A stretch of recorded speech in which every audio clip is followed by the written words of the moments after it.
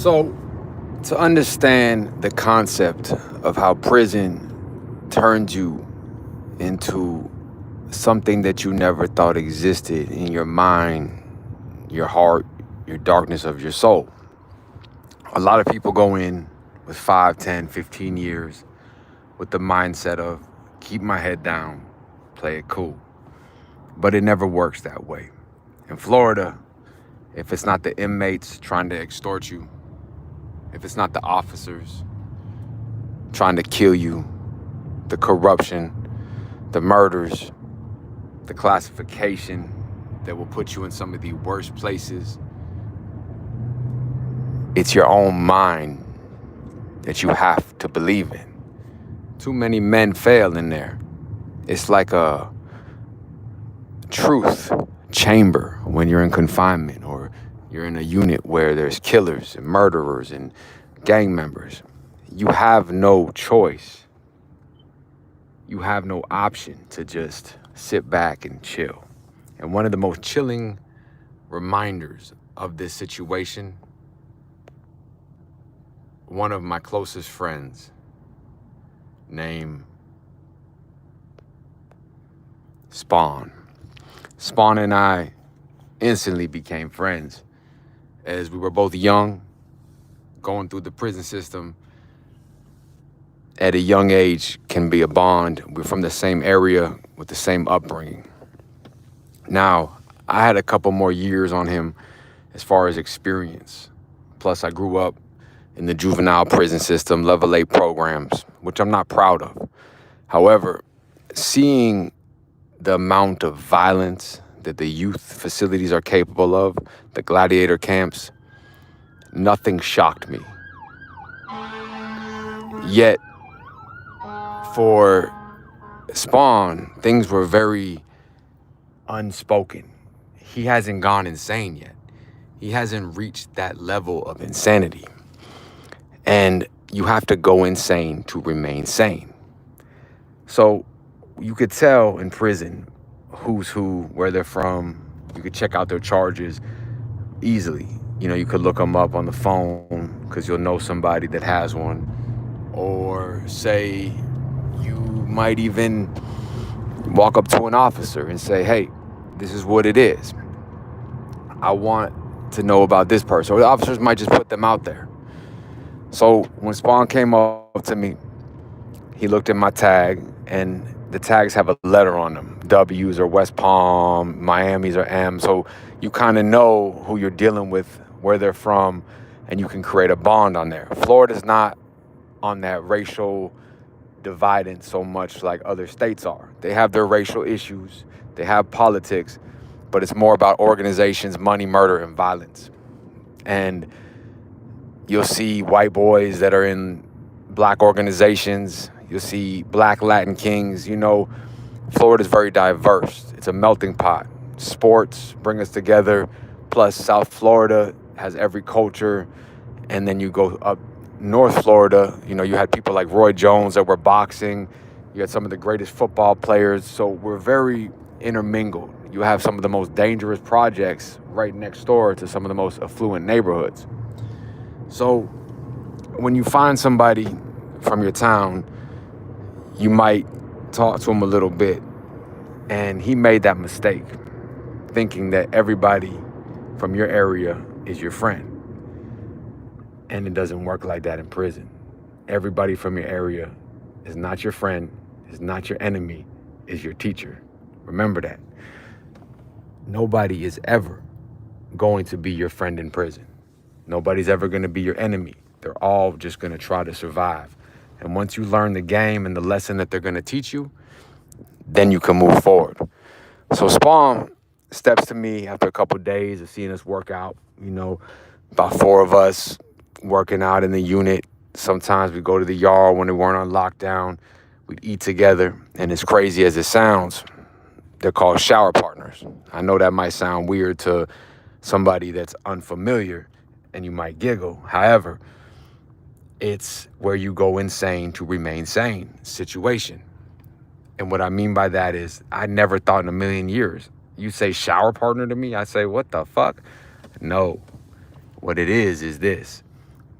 You work out with dude, you train with dude, you share books, food, you starve together, you fight together, right?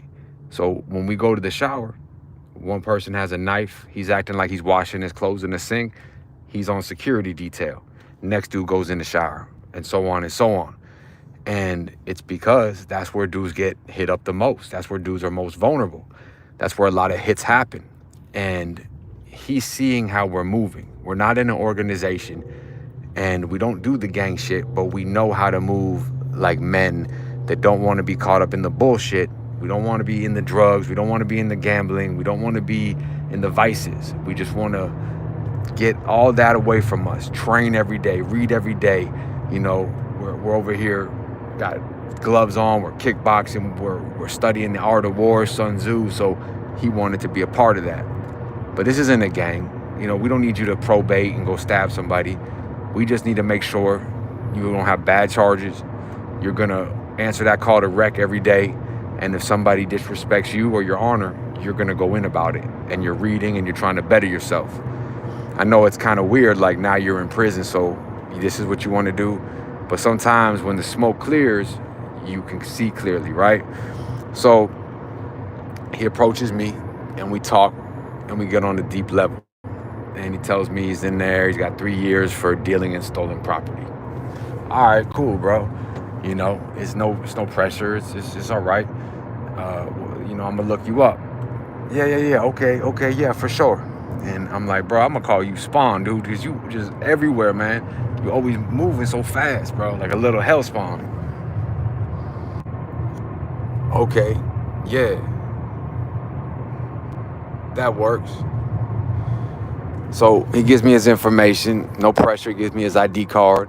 We run it on the cell phone, and everything he said was true. We looked up his clerk of courts, we looked up his case history, other cities, other counties, did a full factual check. And, you know, he just had a little issue with substances and tried to pawn some stolen shit. He got 3 years. So that's cool. You know, this is a changing point in your life. And even though I'm only a couple years older than him, being in prison and growing up in the system, it's like I aged in dog years. It's like every year is 8 years, if that makes sense. And I'm talking to him like he's a little brother, like he's almost like 10 years younger than me. And I'm schooling him like, yo, this is what you have to understand. Don't fuck with that person. You know, that person there will play you, like they'll tell you they need help and they'll give you canteen to write their family. Really, they're trying to get up under you to rob you or rape you, see if you're soft. That organization there, just because they're from your city, don't get down with them, man, because you're going to be all the way in. And if they don't accept you in their organization, or if you're not willing to stab somebody for that organization, then they're going to punk you out and you're going to have to pay for protection. They're going to extort your family. That officer there, corrupt. You know, those officers will kill you. That one's cool, man. You can lay low, work out on that shift whenever you want. You know, this is where we keep the sandbags. This is how you make a knife. Keep that on you at all times. If you come out to wreck or you come out anywhere and you don't have a weapon somewhere in the vicinity, you can't fuck with us, because that's the type of unit we were at. Not because it was cool. It was because I learned the hard way, just like everybody else, that you show up to a knife fight with your fist, you're in trouble. You know, some dudes can take the knife, but that's because dudes are scared and they never planned on using it from the beginning. So he's getting with the program, and I'm schooling him more and more. And he pulls me aside and says, hey, man, I got to talk to you, Viking.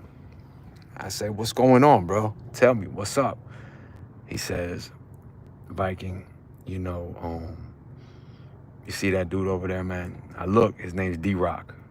Now, D-Rock, let me give you a rundown about him. He's a very notorious booty bandit. Another thing where you go insane to remain sane. Extortionist, murderer, you know, anything that is horrible, that's what he gravitates towards. And he sees a young, unexperienced, skinny little white boy, and that's what it is. And the group of friends were not just one race.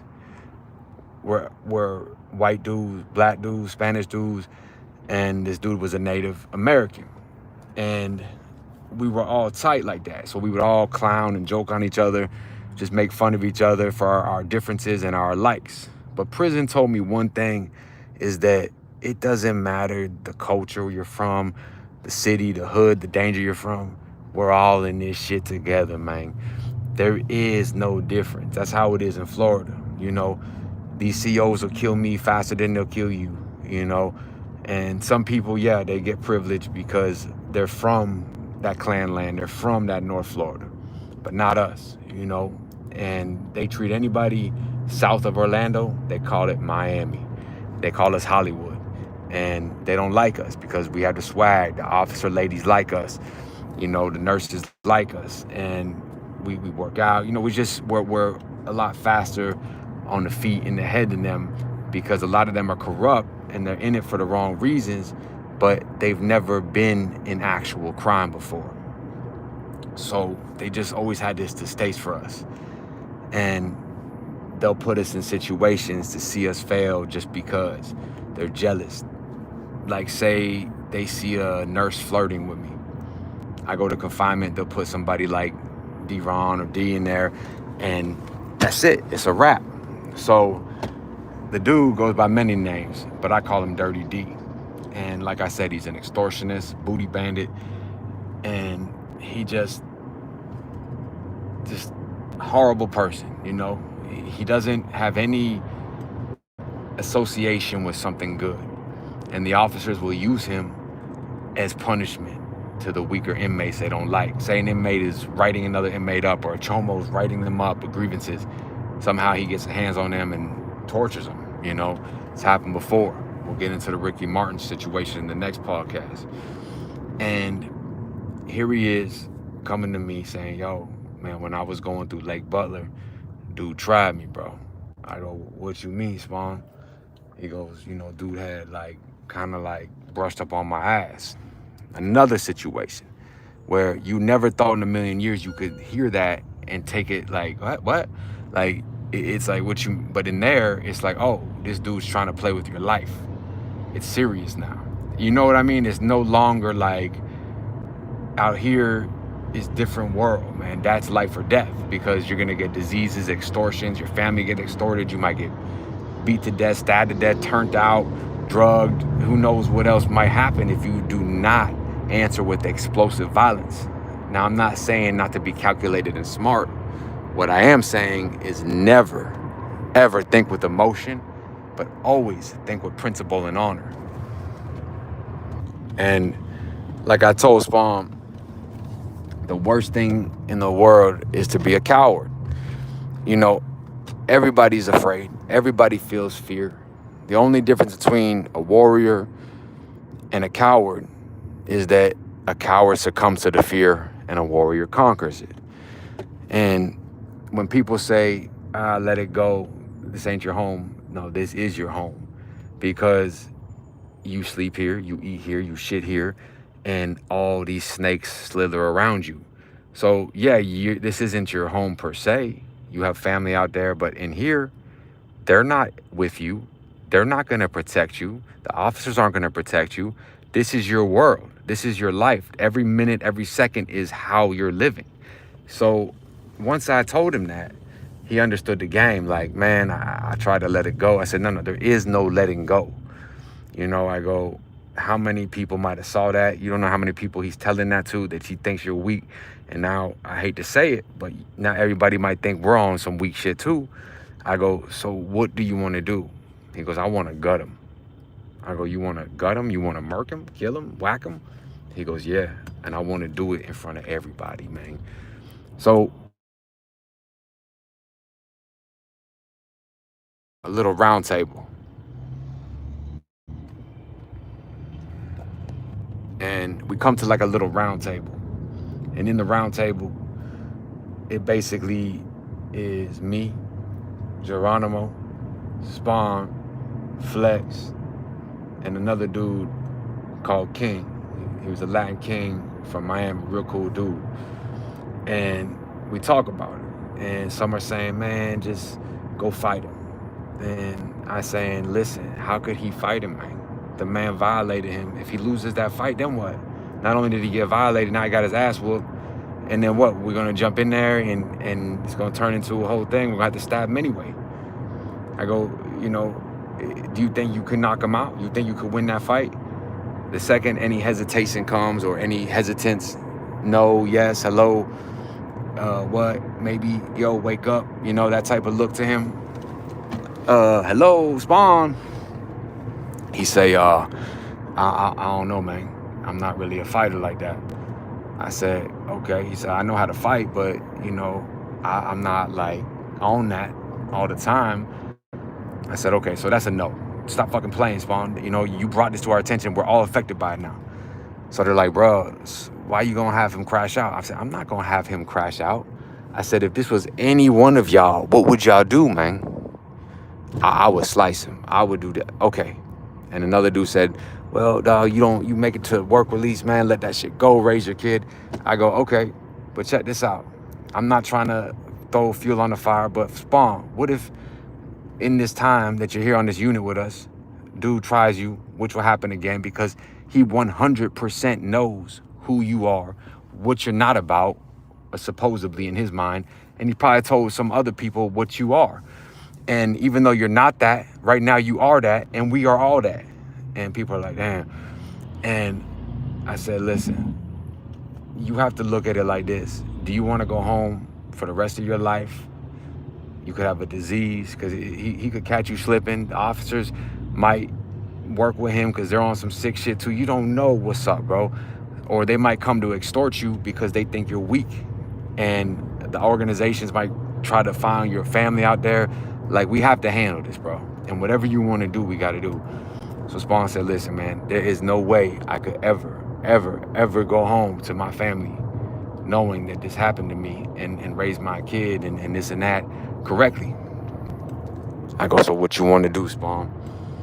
He said, all right, man, we got to think about it, but I'm going to hit him up. I said, you want to play razor tag? Now, razor tag is a serious situation that we usually do to chomos, where basically how Vietnam, they collected ears of their supposed kills. We collect their face with scars. We call it razor tag, and we get a certain type of weapon that we make, burn some blades into them from razors, and dip them maybe in shit, piss. It's real brutal, and we get the chomos, the rapists, the pedophiles, and we across their face. So now that's a motherfucker. You know what I'm saying? That is a motherfucking thing to be doing. And at 23, 24 years old, I never thought in my life I'd be playing razor tag and taking hits on chomos and doing all types of stuff. You know what I mean? And it's become embedded in you that this is what it is. This is life. And it becomes so normal that something that is normal is abnormal. It's the strangest occurrence. Officers have reverse Stockholm syndrome, and you have to always be ready mentally, physically, emotionally, spiritually ready for war. And it's the ones in confinement that don't love themselves that break, that go psych. The silence is deafening to them. Anyway, so with all that being said, days go by, and we know people are starting to look at us different because, you know, birds of a feather flock together. So I'm not liking this, man. And I'm like, look, what y'all want to do, man? So we kind of like vote on it. And he said, look, we with Spawn, man. We believe, you know, like, you're right. You know, how could, well, you know, they're looking at it from an easy perspective because it's not them. They could walk away from the incident. They can go home without being ashamed. But all in all, we have to look at it like that could be any one of us when we was a younger kid. It's just we were trained properly on how to not let that happen. So we talked to Spawn. He said, this is what I want to do, man. And I'll never forget it. We're sitting in the bunk. Now there's 3 of us. For some reason, Geronimo wasn't there.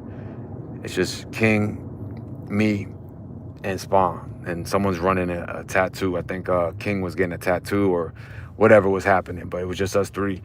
And we're talking, and we're using the tattoo gun to kind of take over the noise. And he's saying, I'm going to gut him. I want to gut him in the chow hall. And I go, that's a mission now, Spawn. He goes, I know, but I need to restore honor back into my life. I go, well, basically, this is where I get the saying from. I go, time doesn't exist in prison, only opportunity. So as long as we build this mission and we know we are going to carry out our objective, nothing else matters. You understand that? He's like, yeah, I'm with that, bro. I cannot. Every day I think about it. It haunts me in my sleep. I just can't even talk to my wife. I just can't do anything about it. Now, the difference is when you're a victim of sexual assault out here, you're just a civilian. And there, you committed a crime. You put yourself in there for doing something wrong. Now, you have to defend yourself because you're not a victim that's a civilian. You're a victim that victimized people, whether it's stealing, whatever it is. So there is no other way unless you truly want to fuck around and find out. And you see like guys like Fleece Johnson. I know people joke about it, but that shit ain't funny, man. That dude's a rapist, fucking booty bandit. I guarantee he's out here raping people, giving women diseases. So it's serious play. Now, here we are. We're all gonna risk it all. And when it comes to my friends, family, and children, women, I don't care, man. I'll do the life sentence. I'll wait years to get you, but I'm gonna get you when the smoke clears. So we devise a plan, and the plan is pretty intricate and deep. And we start writing in hidden ink, aka urine. And the way we would pass the kites is, yes, another insane situation where you got to go insane to remain sane. We would take a Q-tip, write it on a piece of paper, let it dry out, and they would hold a flame to it, and the ammonia from the piss would say what we needed done. And the best way to hit this dude would be in the chow hall, because if we catch him in the cell or whatnot, it's going to turn into a situation where you only have an opportunity once or twice to get at somebody. And if you do it wrong the first time, that's a wrap. And the second time is going to be a defensive type of situation. So with that being said, we have to make sure everything is set in place. There can be no objectives missed, no surveillance. Everything has to be on point. So we're no longer concerned about reputation and look, because we know that in a matter of months, everything's going to change. I'm fully prepared to go to whatever consequences it takes to take this person out. Now, I can't do the work for you. However, this is self-defense. A dude is actively trying you. And we could see him looking there. We could see that things are happening. And Spawn turned from this young kid to a grown man overnight, just like I did, for different reasons that I'll get into in podcast episode 3 about when I got stabbed. So anyway, so Spawn and I talk more, Geronimo, King, and even Lauderdale, close friend of mine. And we understand that in order to get him in the chow hall, it would be perfect because he'd be sitting down, he'd be kind of isolated, and he'd have enough time to really hit him up. And they do such a strip searches sometimes, metal detectors, metal wands, so the weapons aren't just always there in the chow hall. And if he does it, I'm only going to be there on crowd control. But I will not let anybody jump on you, Spawn, because this is self-defense. And we have to figure out a way to get a weapon into the chow hall. Okay, we can't bring it in because they got the metal detectors, they got the seats that, if somebody try to boost it in there, in their little prison wallet, which I don't agree with, but some dudes, that's what they do. They got the seat where you'll sit in there and they'll scan your body. It's just too risky. Like I said, when it comes to these chomos and these rapists and these pedophiles, you only have one chance to do what's right.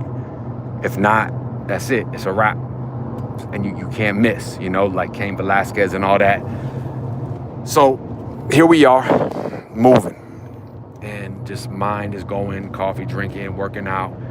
And we realize we have a connection in the chow hall. So I reach out to him. I write him a kite in the urine, tell him to come to yard. Yeah, insane, going insane, and sane to remain sane. You know what I mean? And with that being said, he meets me out there. I'm not gonna put his name out there. Cold, calculated dude, cool, convict, just minding his business. And I tell him, basically that, one of my close friends, like a little brother to me, he's in jeopardy. And then I say jeopardy, swiper, stop swiping that ass, like not just that, it's not like funny in there. It's like his health, his reputation. He's gonna get extorted. I explained it to him, man, and he wants to make right on something, because he can't live with himself. He has to do this for his family, and plus, if he doesn't, one, we can't fuck with him anymore. That's the thing about the wolf pack. It's just like the wolf pack. We have to walk away. You now have become a liability, and once that happens, yeah, you might handle your business, but you're gonna have to do it alone because you've shown weakness, and nobody can show cowardly weakness or nothing. Most organizations wouldn't even fuck with you, period, if this happened to you and you didn't act immediately, or they found out this happened and you're now talking about it. But we're not an organization, we're not a gang. So the fact that we got King in there, he reaches out to some of his brothers as well, and we're able to orchestrate a weapon that's already in the chow hall, because there's a lot of metal in there. Now we need to have a place that it can be put, because we can't have it under seats, because there's no like signed seatings. You go in there by where you're at in line, or where they feed you, or dorm wise or cell wise. And we have to do it at the nighttime feeding or the morning feeding when it's dark. And we figure out a good time to do it. It has to be nighttime. It has to be dark, whether it's first thing in the morning when people are half awake, which I chose and I thought would be the best, you know what I mean? Because that's when there's minimal eyesight on everything. People are barely awake, and there's not much movement, not a lot of hustling. It's quiet. People are trying to get back to the dorm because it's like 4:30 a.m. So the plan is they're gonna put the weapon of choice, and what they do is they take a giant piece of like fence post like that like the netting. Somehow they turn it into a real big, like a spear, sharpen it and put a point on it sharp, maybe even some chemical or some biological weaponry in it, I don't know. They bend it and they tie it with a bootstring and put a little cap on it, and then they got the blades in there. So he had put that and a piece of a giant piece of like building, he ripped off a piece of metal that was like peeling off of one of the machines or like the building that he was working in the chow hall, shaped it into like a Rambo knife, but real thin and sharp, like a giant razor blade with a point on it. Dangerous. And magnets are everywhere in prison, obviously you can make them, you can grab them, they're everywhere, especially in the chow hall.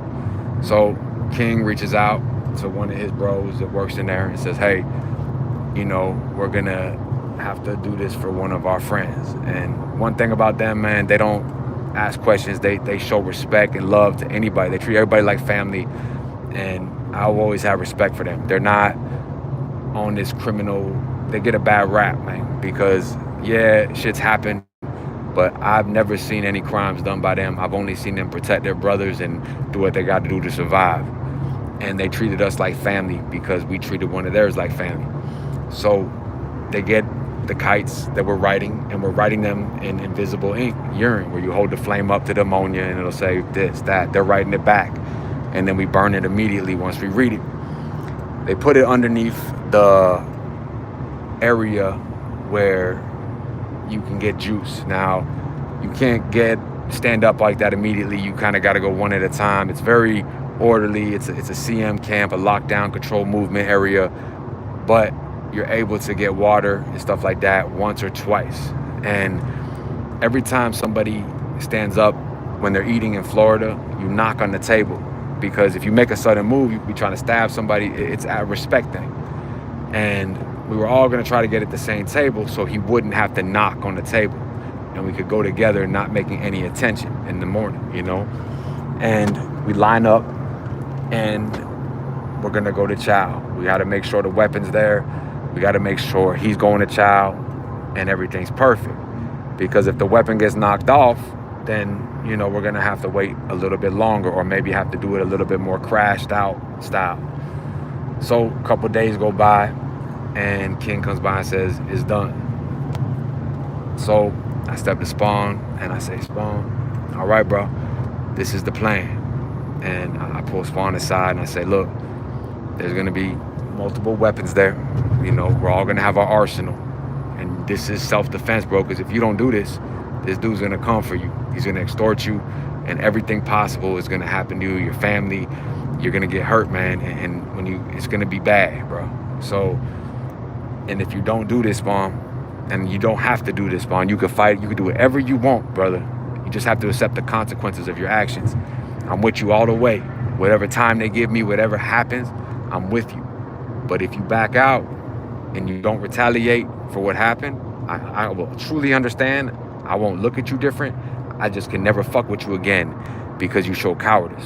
And I cannot have your cowardice actions make me a target and I catch a life sentence. You cannot roll with the wolves anymore. He understood the psychology, and as cold and calculated as it sounds, I had to learn the same thing. When I was jumped, when I was stabbed, I learned that I had to get it back in blood or else I'd be extorted. And that's the animal that makes you. But to live is to suffer, but to find meaning is to survive, right? And we go in there and we get the head nod, we get everyone to say it, and okay, cool. You know, we get that green light. And as I'm going to chow with Spawn, I said, let's do it like a run through. We go into chow and we're talking as we're going, you know. I said, okay, he usually sits there, and he sits there with two grimy dudes, man, that extortionists, rapists, and they're not in there for sex crimes, but they're used by the officers as intimidation, gangs as intimidation, or to get bad members out, and they get them brutally raped and beat and attacked, and it's to extortion. It's a very deadly, dangerous game you're playing. So we see what's going on, but the organizations don't fuck with them other than for what they can get from them, and that's to use them for the abuse that they put in, the fear of abuse in other inmates and officers as well. So they don't have that protection like a normal organization would. So anyway, we go, we do a rundown, say it's gonna be right here where the magnet is, you know, grab what you grab first, I'll grab whatever's there. And if anybody gets near you, bro, I'm with you 100% on crowd control. I said King's gonna be here, Geronimo's gonna be there, and they're gonna be there to see if anybody tries to creep up from the other side. But I'm all in with you, you know, and that's how I've always been, man. And maybe it's stupid, maybe it's selfish, but I don't like victimizers, man. And I would never do this for somebody that wouldn't do it for themselves. But if I call you my friend, I call you a brother, the loyalty is the key, you know? So we go through it a couple times, and he says, all right, well, look, what I'm gonna do is I'll go up for water. And I said, no, Spawn, this is what we're gonna do, bro. I'm gonna go up there, because once you're standing, you have to commit. There is no more second down. You cannot second guess yourself. There is no hesitation. You just have to black out everything in your mind like Nike, just do it. All right, I got this, Viking. So I'm gonna go, make sure the weapon's there, and if I come back with a full cup of water, then you know that your weapon's there. If I come back with a half a cup of water, that means abandon the mission.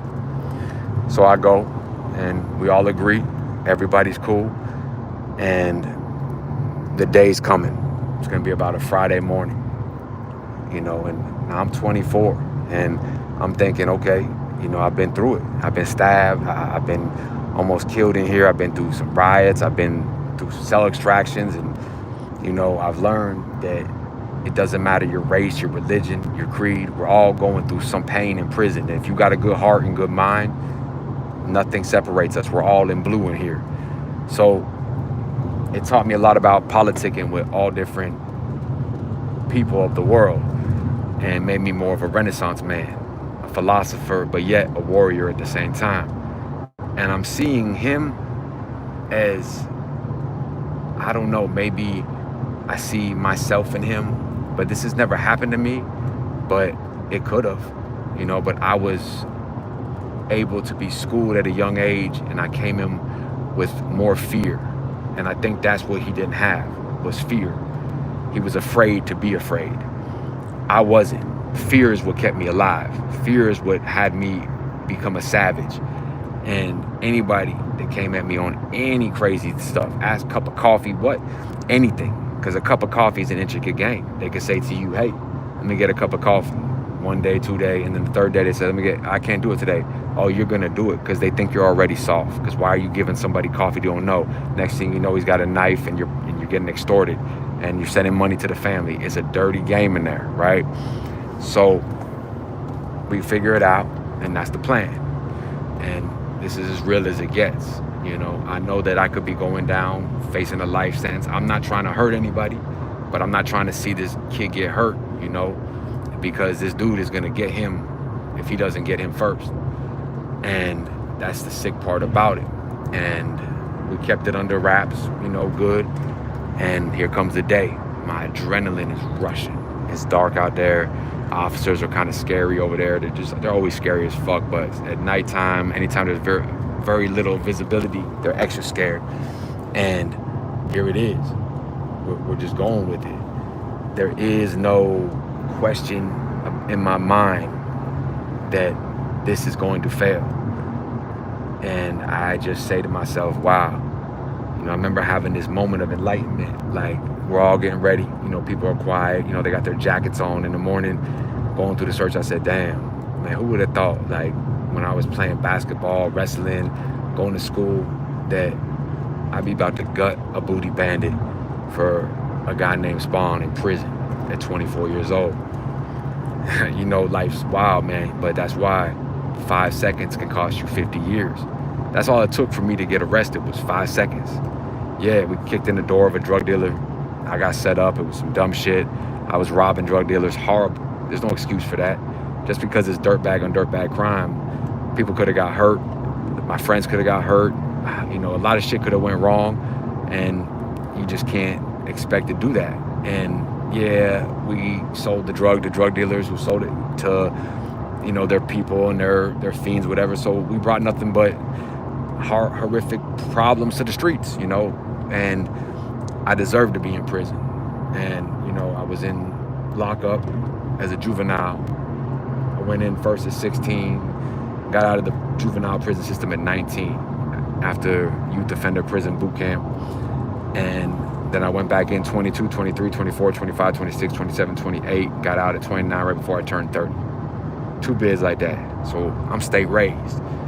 All I know is this world. And the outside world seems so weird to me.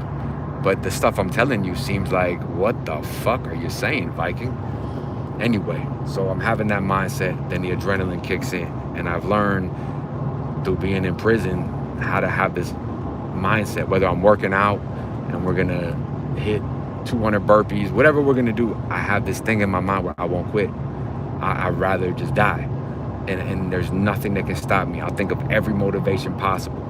And I could just go straight down this tunnel to complete the mission. Not with emotion at all. Just pure, just discipline. So we go in, we're all walking, quiet, and we sit together. I'll never forget, to my left is Spawn. To my right is King. And Lauderdale actually was at the table with us. Cool dude, man. I love Lauderdale. I got a good story about him and we went through together. And, it didn't matter that he was from the projects, the pork and beans like that, man. He treated me, even to this day, man, I go to his house in the hood of Miami, and they'll treat me like family, man. Feed me. That shit taught me so much that I was blinded about life. So I see life in a different lens. Anyway, and Geronimo, who I'll talk about, who went back in for attacking a corrections officer, he was kind of at a table adjacent to us. And I could see everybody just, is it, people pretending to eat. So I get going, ready, like I'm gonna go get the juice, and you gotta wait per table. It's kind of like an operation. You understand how the line goes, because you just can't have people walking all over the place. So our table's up first. and you go one at a time. So I go first, and I go, and I go get my juice, and I feel real quick under the table. Okay, it's there. So I get mine, and I fill up my cup, and it was small enough to where I could hold it in my hand and in my cup at the same time. Seeing it real smooth, and I got the jacket on, and you just go in there and conceal it how you got to. And they look at my cup. They all immediately look at my cup. It's full all the way. So we know what time it is, right?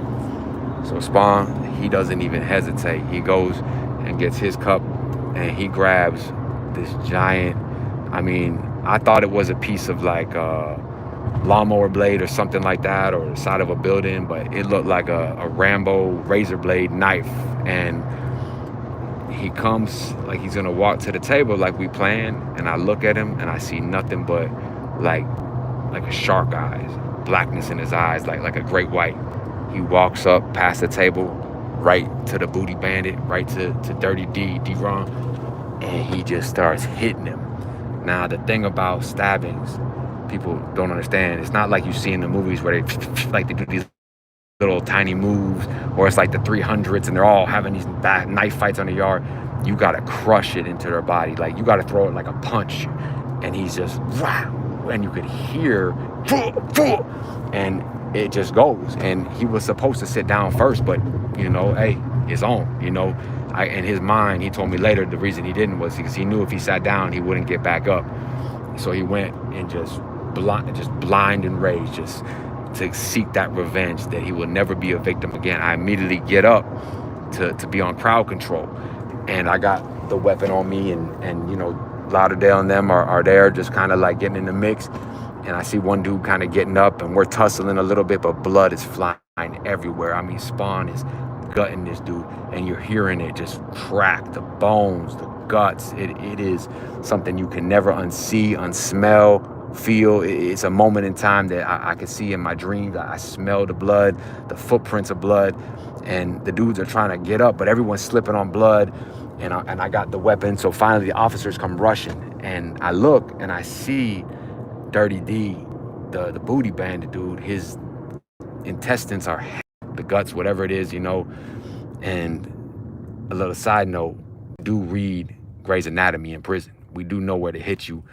And I don't know if that was a lucky shot or maybe he knew, but all I know is I saw some guts or whatever the fuck was coming out. And as it was happening, he was still hitting them, and they were on the ground, and he was hitting them while he was on the ground still. Officers come, and Spawn's getting up, and I'm tussling with this other dude. I see them coming, so I immediately throw what I had in my hand away, because I'm just trying to protect Spawn from getting hurt. Spawn immediately is tussling with the officers, and officers grab him, and he don't know what's going on. And in the midst of it, an officer gets his hand cut, maybe his arm cut. They break the whole situation down. They put us on the ground, and I never forget, the blood is rolling towards my face because I'm right there in the mix of it. And if I stand up, I'm probably gonna get the shit beat out of me. And I remember like thinking I'm gonna stand up, but I end up looking like Braveheart. Half my face is covered in blood. Spawn, we're all just covered in blood, all of us. This dude's guts is hanging out. And they immediately just start beating the shit out of Spawn. They call in for air vac. They land like they life flight, like a helicopter on the unit, and they take Dirty D out of there. And the officer goes to the hospital. We all go to confinement, and the dust settles. They didn't let us shower for like 2 days, man. We were covered in blood, bro. Like I was like scared shit, like what the fuck, man. And it turns out that the dude Dirty D stabbed, he got an infection, like a MRSA, from his gut or whatever, and he was on critical condition, probably gonna die. And we're in confinement. People are telling us, oh yeah, that dude died. I had nothing to do with it. I was just there to protect my friend because I saw some action happening, And so Spawn, man, I never, this is why you never know. At first I thought he might be the weak link, the Harry Potter looking dude. Ends up being the coldest motherfucker. He said, I hope so. So as he said it, he kept saying, I hope so. And as Dirty D, we'd find out, lived just by, dude, he was fucked up for life, septic, bad, lost a lot of blood, but he made it. And we were all in confinement investigation. I didn't have any weapon. I got in a tussle, but I was just in the mix of it. You know what I mean? That's my friend. And I don't know anything. So they handled me internally. I don't know anything. What happened? Spawn goes to outside court. Now remember, he had 3 years. We're all on CM. Me, Lauderdale. And this actually ends up turning into another story where Lauderdale and I have a huge cell extraction for this situation, which I'll get into in the next podcast. But they take Spawn to outside court. Everybody just minds their business. We don't know nothing. This is just entertainment purpose, right? And we find out Spawn eventually gets sentenced to 27 years. He went in there with 3 and he left with 27, right? That's the ticket they gave him. And the reason why he got so much time wasn't what you would think. They gave him like 4 or 5 for the stabbing of the booty bandit. The real sentence he got was because he sliced that officer a couple times, and they didn't like that. And he got 27 years. He just had a newborn before he went in, 3 years. And, we talked before I got released, and we talk almost weekly. I help him out, and I'm gonna have him on this podcast, and he doesn't regret anything. He said his only regret would be a regret. And all that moment in time was a couple youngsters that did a crime that took 5 minutes. And that's the brutality of prison. I hope y'all enjoyed this episode 1. I'm gonna keep at it. The next one is gonna be chapter 2 of the confinement situation where Lauderdale and I went through. Now, to understand the mind here and interpret it almost like how you would through basically the 48 laws of power, is reputation is everything. Guard it with your life. If Spawn would have laid down and went home early, his life would have been over and he would have died 1,000 deaths. No matter what, 27 years or a life sentence in your mind of pain, guilt, maybe health problems, maybe worse, extortions, whatever it may be. Maybe his girl would have left him, maybe he would have gave her a disease or something would have happened, who knows? Guard it with your life, just like your kids. Stay out, stay free. Us.